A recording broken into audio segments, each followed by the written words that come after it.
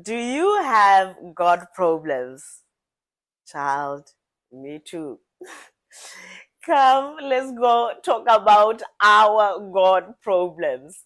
So one might be wondering, like, what are God problems? God problems are those problems that no one can do anything about them. No one can help you with anything about them. Your family cannot help you. Your doctor doesn't have any answers. Your friends don't have any answers. No one can do anything unless and until God intervenes.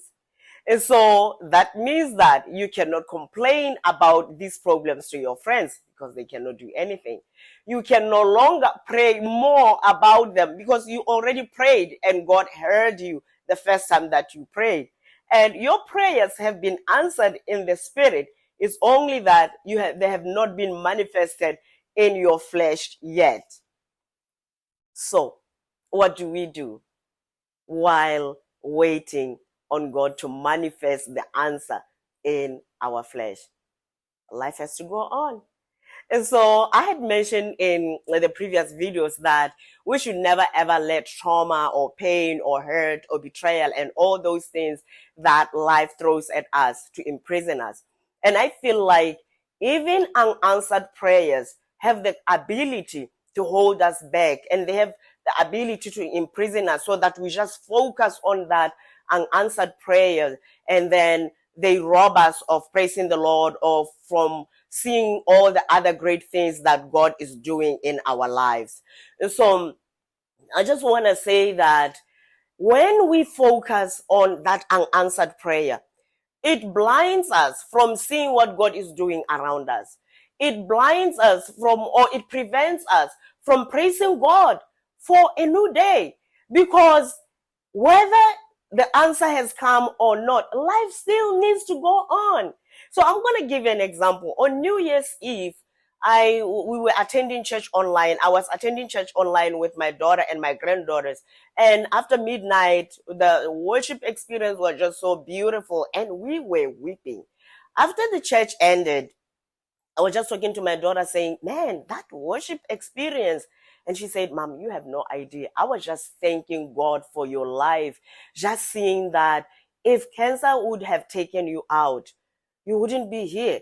And I would just be here with the kids by myself. And then she said, Mom, the painful thing about being an only child is that you get to experience your mom by yourself, or you get to experience your parents by yourself, and their stories or your story, Mom, would just have ended with me, because everything that you have gone through, I've experienced it with you. I've experienced you through your most vulnerable moments. I've experienced you through your best moments in life, through your worst moments in life, through the betrayal moments in life. I've experienced every part of you. So my uncles would have lost a sister. My grandma would have lost a daughter. Your friends would have lost a friend.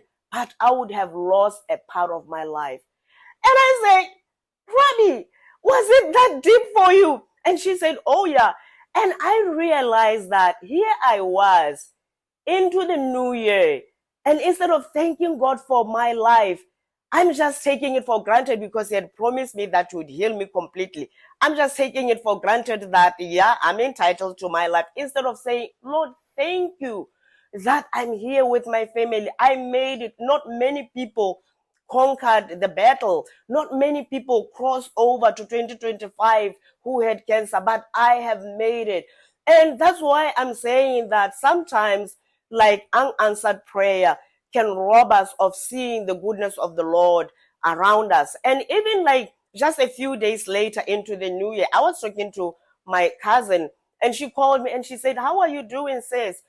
Because she knew that November, December was the worst time of my life because of the effects of radiation in my mouth, because I was receiving treatment in the head area.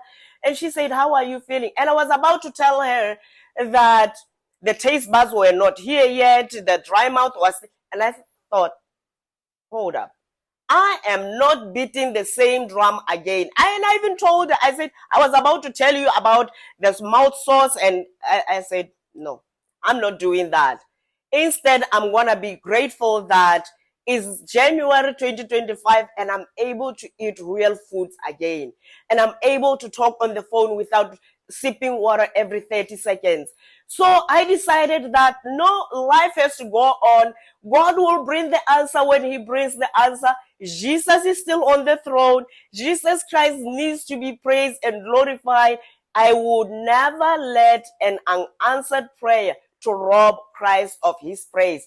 And I moved on with life. Even when my family is calling me, nobody ever talks about the dry mouth or the taste buds to say, oh, are they there yet? No.